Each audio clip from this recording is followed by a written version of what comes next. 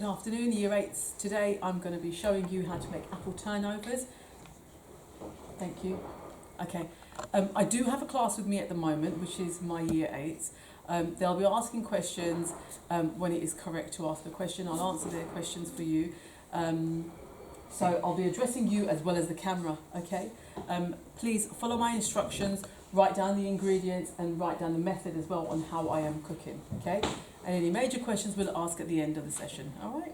Okay, so like I said, we're going to be making apple turnovers with ready-made puff pastry, something that you can make on your half terms or maybe even in Christmas if you do celebrate Christmas or if there's a celebration coming up. They're a really nice little snack to have as a treat, okay? We need a few ingredients, so we're going to write these down. Honey. Make sure you're writing the ingredients down. Honey, cinnamon, brown sugar, 2 apples, butter, I'll give you amounts in a little while, 1 egg, and ready rolled puff pastry, okay? Okay, firstly I'm going to prepare my apples. So, with the apple we're going to use our apple corer. I've got my apples here which they've already been washed, okay? Take with my apple corer which we found in my utensils drawer, I'll be piercing a hole right through the centre. So if you have a look in here, now I can feel that this apple is slightly soft here, but that's okay, okay, because it's just soft, it's not a problem. I'm going to pierce a hole through the apple, holding it still, making sure my hands are away from here, holding it almost like a bridge method, but on the side of the apple, and pushing it through, okay? Once it's in, and then you will just gently coax it through. You might have to twist it a few times, okay, to come through to the other end like this, all right? And then you pull it back out, and then you have a perfect hole in the middle of your apple, okay? So we are using our knife skills here. With my thumb, not near the blade, I am pushing the core out, okay? Got that? We can use this to make other shapes and vegetables as well if we wanted to, okay? If you are making your own dish in class and you decided to be creative, you can use this for other things as well. Right, so I'm just going to use 1 apple for now. With my apple, I'm going to use my bridge method and I'm going to slice my apple in half, okay? And it will open up almost like a semicircle, yeah? And placing my apple, I would like little slices, okay? So to create those little slices, I can either cut this way, which might be better because it lays flat, okay? Then cut it this way and have danger of me cutting my fingers, okay? But you can do it this way if you like, and you can use a claw grip to hold your apple and slice it all the way around. Or you can place it down flat and then you can use your, what grip is this called? Bridge. This one? Claw. Excellent. Claw grip to make small slices, thin slices of your apple. Not too thick as well, okay? There we go. Moving your fingers out the way all the time, keeping my eyes here when I am slicing, okay? Because if I'm not watching and I'm talking to my friend over here, my finger will get chopped off and I don't want to do that. Moving my fingers away.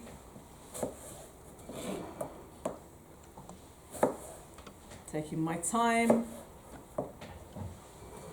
and slicing my apple. At the end, I've done it as a little bridge method because that's how it was going to help me to hold my apple, okay?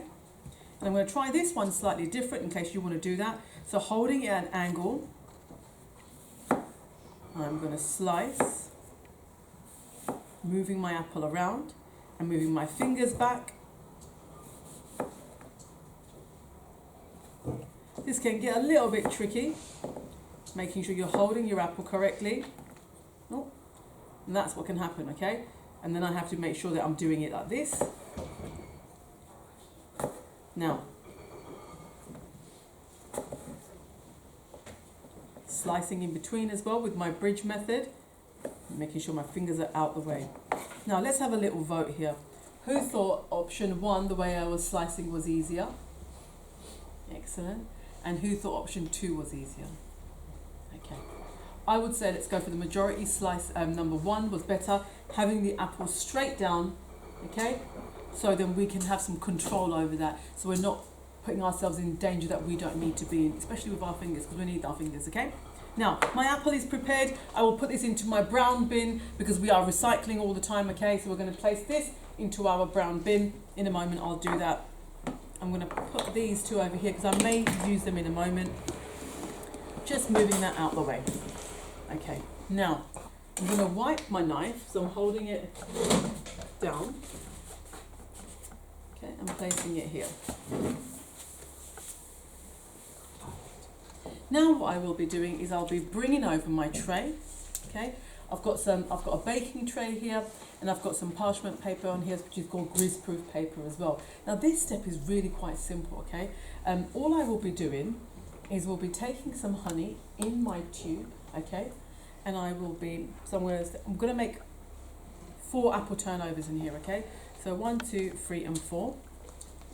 With my squeezy bottle of honey, I'll be putting about a teaspoon of honey onto my tray. Okay, almost a bit like a Christmas tree shape. Doing that for all 4. Easy does it, okay? That's why I'm taking it a bit slow. Bless you. We don't need too much because our apples are sweet anyway, okay? Teaspoon of honey. Bear with me one moment. I'm going to take a generous pinch of brown sugar and I'm going to place that on top of the honey. Okay? I'm going to do that for all 4. Bear with me one moment. What's your question? Yes. If we don't like honey, can we use maple syrup? Yes. Happy for you to use that. Okay? Again, I'm going to cover all of my bits of honey with a little bit of brown sugar, wiping my fingers. And then I've got some cinnamon. I'm going to put a sprinkling of cinnamon onto that as well. Okay.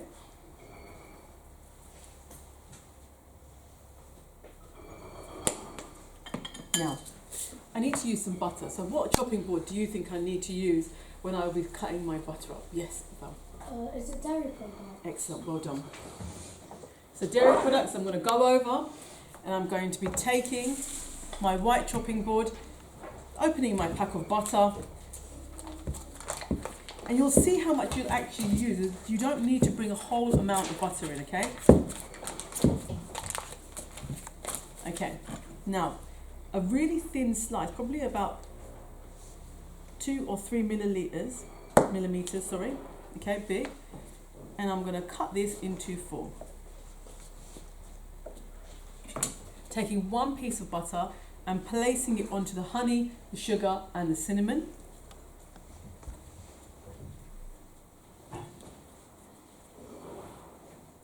There we go.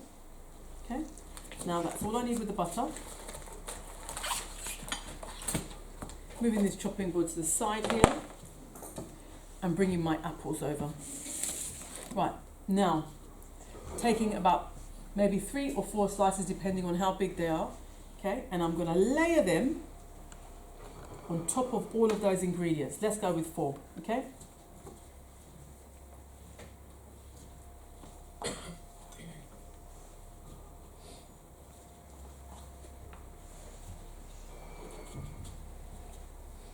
If you are allergic to apple, I'm happy to discuss with you what other fruit you can use, okay? And I know cinnamon swirls are all quite very famous and popular at the moment, so you'll get that taste of the cinnamon in here as well. And when they are finished, I'll give you a little layer of icing as well, okay? As you can see, I've made it all look quite with a beautiful pattern, okay, on here. Quite shaped nicely. Okay, there we go. I've got a little bit of apple here. Now you'll be making more than this, okay, because your puff pastry will spread out a bit more than this. I'm going to use this up. So I don't want to leave them on their own.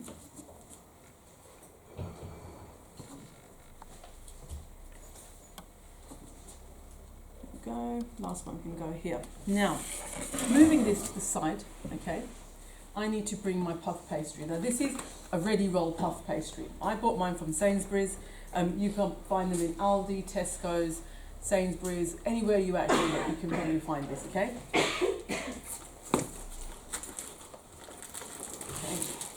Right, and it comes in a packet like this, which is ready rolled. This needs to be in the fridge, it needs to be cold, so when you come in the morning, you need to bring it in and place it into our fridge, okay, because we need to use it cold. Knife blade facing outwards, never towards you, okay? Taking it out the plastic wrap first, and then it has like some grease-proof paper, okay? We're just going to open the grease-proof paper and we're going to roll it out, okay? And you know, we can use this grease-proof paper as well, okay? So if you wanted to cut it first and then use grease-proof paper and put this somewhere else, we can do that, yeah? Okay, now with my knife, like using my eyes for judgment, okay, sometimes I just like measure just briefly with my fingers and see how big it actually needs to be. What I am going to do is I'm just going to slice it in half, okay, not all of it, because I don't think I'm going to need all of it. So even if you use your knife for measurements, okay, a bit bigger than it should be, there and there, okay. So actually let's just cut it in fours, okay. We're going to cut it in half first, and then we're going to cut it the other way. Okay, there we go. That one's a little bit dodgy, but that's okay. This puff pastry is dough, so I can manipulate that if I need to. Okay, I'm going to pull it out just a little bit because I didn't cut it very straight. Okay, there we go. Now with my puff pastry, I will cover. If you think it's a little bit big, you can cut some off. I think it's a slightly bit too big. Okay, and because then I can pull this apart if I need to, or just stretch it out a little bit if I need to. Okay, now I'm going to cover this pastry. I'm going to cover the apples with the pastry. Okay, taking another one, knowing I don't need as much. Okay, and I'm going to go this way a little bit as well. We can make more with this. Okay, this dough, so we can put it together. I'd say one of these sheets you could probably make 6 with, yeah?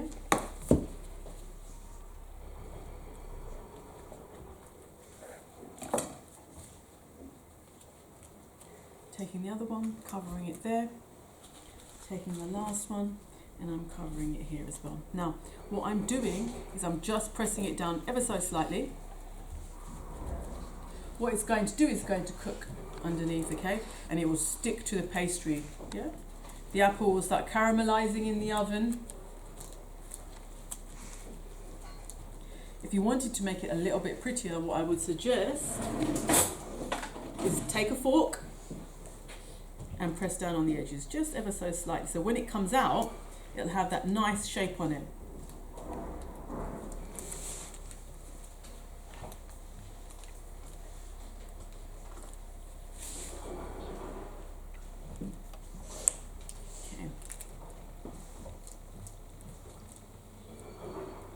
Going in one line, then doing the other line. You can move the sheet a little bit if you want to, make your life easier, because you can put it back as well if you need to after the end. So if the edges are a little bit hard to get to, just move it up a little bit, do the job. Presentation is beautiful, so when you're having something to eat, if it doesn't look very appealing, it's not very nice for you, right? Yeah. We're not shouting out, please. Okay?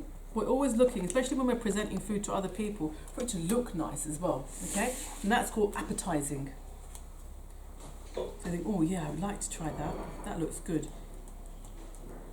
And that's what makes us try different foods, okay? There we go. Now, putting that back on my tray properly. Now what I need to do is I will make some more of this off camera. Okay. I'm just going to put these here for a moment. I'm going to wrap that up so it doesn't get dry. I have my egg. Now this is called egg wash. Okay. This skill is called egg washing. So I'm going to crack my egg, which cracks straight into my bowl. So Hold your egg still, not like I just did, okay? And luckily I didn't get any shell in there. But mistakes happen when we're cooking, which is not a problem. We're going to put this into our brown bins, thank you. Okay? My fingers have got a little bit of egg in there, so I'm just going to wash them really quickly. Bear with me. Okay, now with that fork that I was using, I'm going to whisk the egg and the egg white and the egg yolk together. Everyone needs to stay really quiet, please, okay? Okay. This can go in the sink.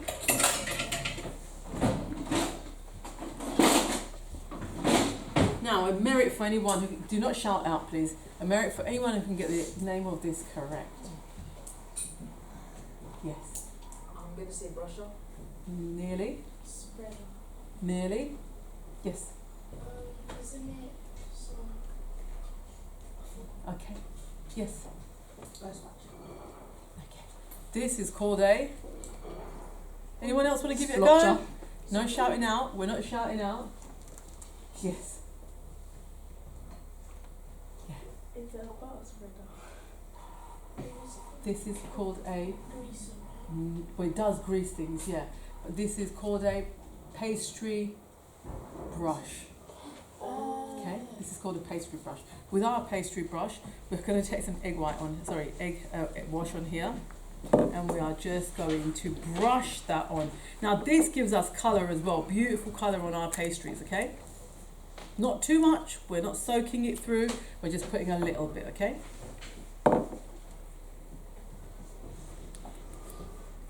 If you want to bring some raisins in as well, you can bring raisins in. See, instead of me leaning over my surface, which I tend to see a lot of you doing when you're cooking, bring the tray closer. Make life easy for you, okay?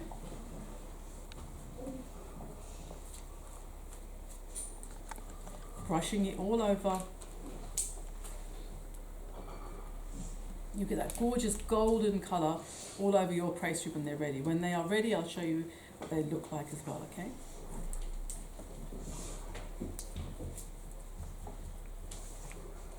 Right, now this will go into the oven for about 12 minutes, 12 to 15 minutes at 180 degrees, and then you can enjoy them after spreading a little bit of icing sugar on top as well.